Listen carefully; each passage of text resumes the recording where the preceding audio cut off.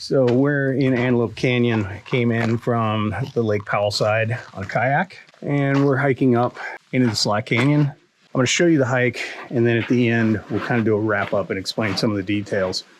Don't usually like doing it that way. I like to tell you as it's happening, but there's a lot of people around here, and I don't want to be talking in front of a bunch of people. So yeah, enjoy the show. Tell you how to do it yourself at the end. Love that thing. How's my hat? Good? Got another hat there too. Hats everywhere.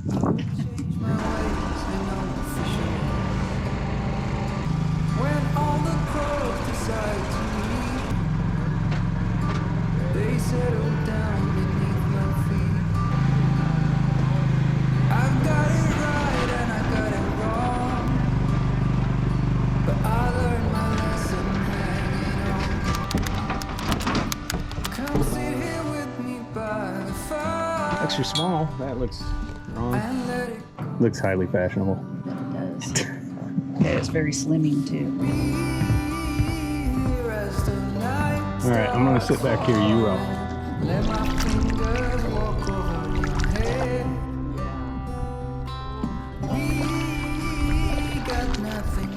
Got some good manpower going back there. I'm just gonna sit here and enjoy the ride. So that way up there is where you normally launch from if you bring your own kayak. The guy said it was down 50 feet from last year, so lake shallow.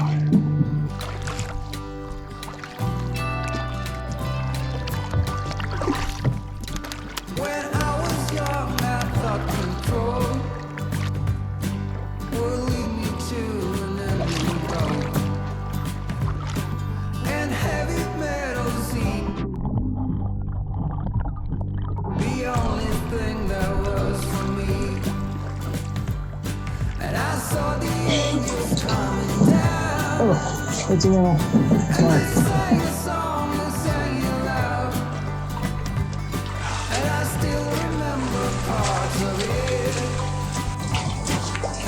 Oh my God, that smell.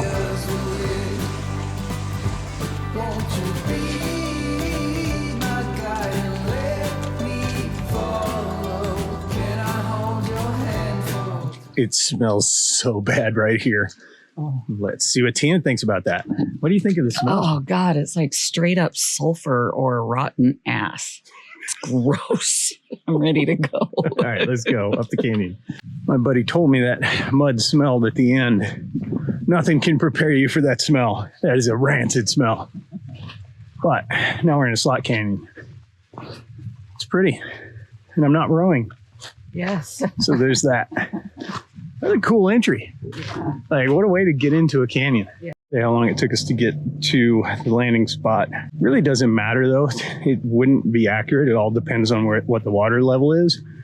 Normally, I think we'd still be kayaking, but the lake's really low. So not to mention, it's right on the Utah-Arizona border. So my phone doesn't know if it's Arizona time or Utah time. Just switch between 10:30 and 11:30. I should probably be able to figure that out, but math involved, and no coffee. I haven't had coffee today, so that's not going to happen. Took some time, between 2.5 and 1.5 hours.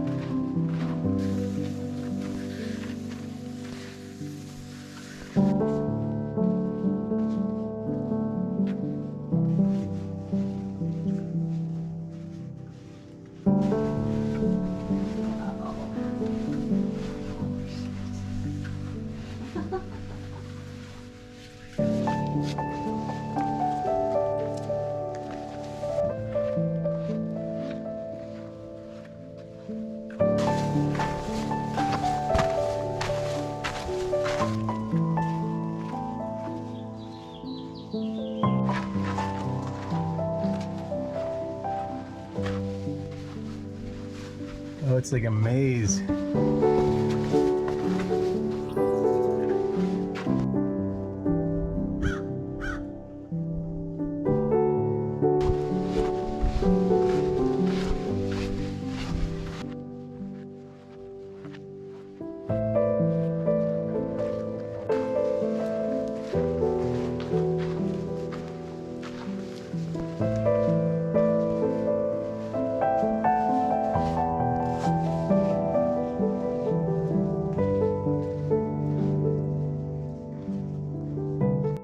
Not climbing that. We're going back. All right, let's go. See you guys. Yeah, so that's it. Finally came to, I don't know, 20, 30 foot dry fall. Further beyond that would be the sections that you get the Jeep tours to do from Navajo Nation. Not doing that. We're turning around, getting our kayaks, and go back the way we came. Antelope Canyon, really cool. If you come down here and you're expecting stuff that looks like what you usually see when you bring up pictures of Antelope Canyon, it's not really that. But with a kayak and Lake Powell and some really neat sections, it's just a totally different adventure. Really cool. Yeah. Let's see what Tina thinks of that. I'm glad we did it, but I'm also glad we're done. We're not done. We are halfway done. Well, you know what I mean. Heading home. Yeah, I'll put stats and everything at the end because I don't use GPS in a slot canyon very often. It doesn't work that well. So we had no idea. We're just walking, and it's like, well, we keep walking until something makes us turn around.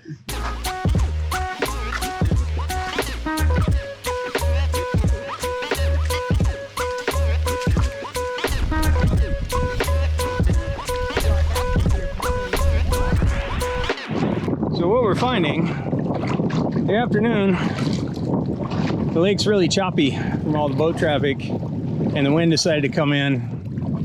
And despite turning 90 degrees, the wind has been full on in our face the entire way. So I'm just gonna let Tina do the rowing. I'm gonna sit back here and relax. You got it? I need a rescue. You need a rescue? Send help.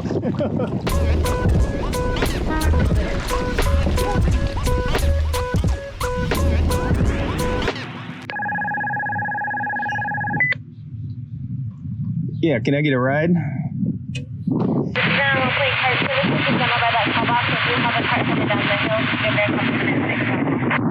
Okay, thanks.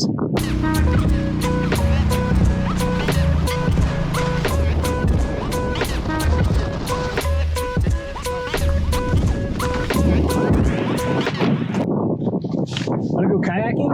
Oh my God. Never again. Are you not a kayaking fan? No, I suck at kayaking. Hey, we live. So Tina was supposed to help me at this part and give her thoughts. She's really busy right now, so I'm going to have to do this by myself. To start out, we went to Antelope Point Marina outside of Page, Arizona, and we rented kayaks from them. You want to go online, call them, rent them in advance. And we had a double. It cost $50 for the day. 8 a.m. in the morning, we could pick it up. 5 p.m., we had to have it back. And there was a $100 damage deposit, which they've since returned. That's a really good option if you don't have your own kayaks. If you do have your own kayaks, you saw the other boat launch, which is further downstream from Antelope Point Marina. You can launch from there if you've got your own. But if you're renting them, go up to the marina, get there early. They open at 8. We got there around 7:30. You want to start early for a couple of reasons. The first reason is you don't want to be in line when you're waiting. We only had one group in front of us. We were in and out of there really quick. Better to go early in the morning. Showed it in the video. The lake is really low right now. So they had golf carts that were shuttling us to and from the marina from up top in the parking area. Lots of times you can just walk down there and the water is at the level of the marina that we pulled up to, but it's way down. Golf carts take you down. It's a really cool ride, actually. You get there, you fill out a bunch of paperwork, and then they kind of just say, here's a life jacket, go that way. There's no orientation. There's no safety information. They really just assume that you know how to kayak and you know how to get where you're going. So keep that in mind. If you're expecting all this information and training, you're not going to get that. We got a paper map that wasn't real helpful, and they said, see ya, be back by 5. At least have some experience before you go down there. So the other reason you want to go early is as the day goes on, all the boat traffic, the wakes from that, it just kind of compounds and the lake gets choppier and choppier. Get there as early as you can, and it's going to have better conditions when you're coming out.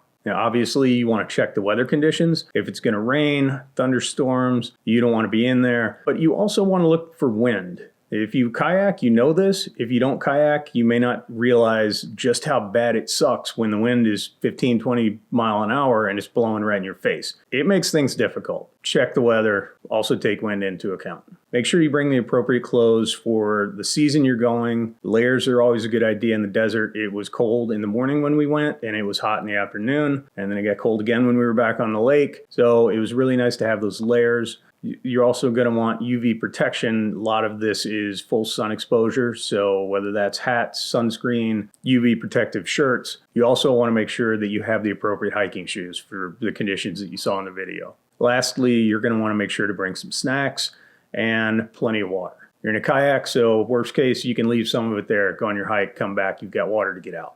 This trip was about 7 miles each way, 14 miles total. It's an out and back. Took us about 6 hours to go all the way to the end and all the way back. Now that's going to vary depending on the lake levels. We talked about it in the video a little bit, but the higher it gets, the further you're kayaking, the less you're hiking. Not to mention, you can turn around at any spot you want in the canyon, all the way up to the dry fall that we went to. So if you want a shorter day, turn around sooner. So they tell you when you're going in, you want to stay close to the left side, kind of hug the left side of the canyon on your way in, right side coming out. The reason for that is there are boats in the main channel that are flying by, and you don't want to be in a kayak right out there with all the boat traffic. So on your way in, you're going with the current in Lake Powell, but it's not that strong. I didn't really even notice it, and there's not really any current in Antelope Canyon itself. A little bit of a current, but even on your way out in Lake Powell, I didn't notice it. So current, not something you really got to worry about.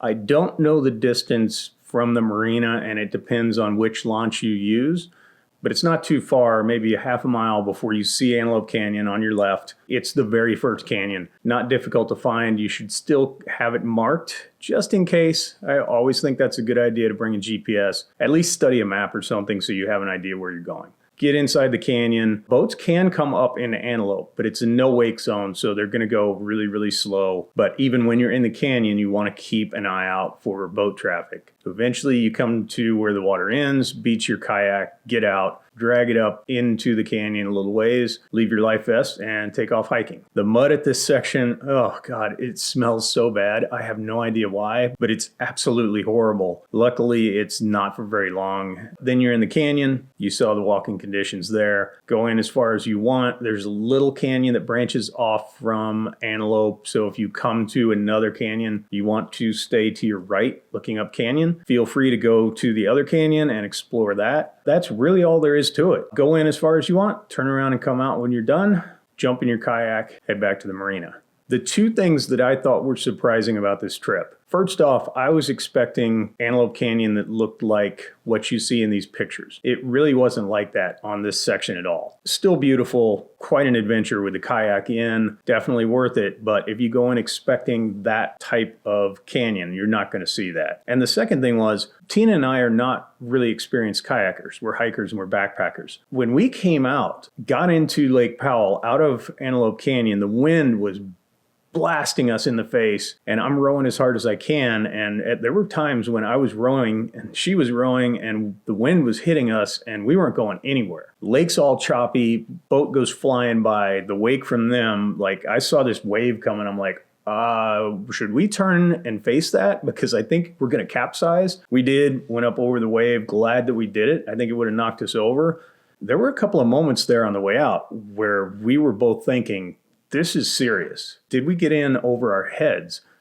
And it was nerve-wracking a couple of points. I'm sure if you're an experienced kayaker, you're laughing at me right now. I know it's not that hard of a kayaking trip and it's very short, but if you don't know anything about kayaking, take it seriously. Because if the wind really kicks up especially, and there's a bunch of boat traffic, you're going to have a very adventurous exit. Anyway, Antelope Canyon, been wanting to do this for years. It did not disappoint. It was quite the adventure. Yeah, if you haven't checked it out, check it out. We're done here. The hat blew off. Design flaw. They had something to keep it on your head. We're secure.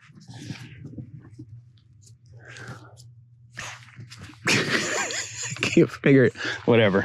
It'll stay this time. Nothing's changed, but it'll stay. Truly are only so many shot angles you can get of a kayak while you're kayaking. Keep rowing.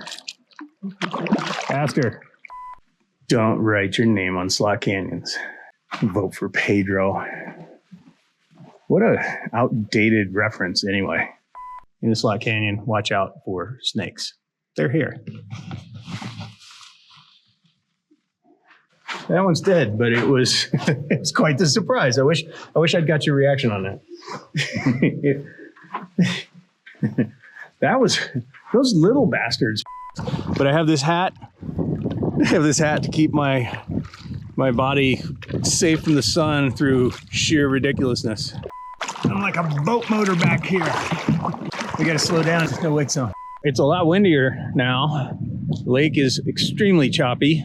Well, it's a lot choppier than it was. Let's see what Tina thinks about that. I want to get off of this lake. Let's go.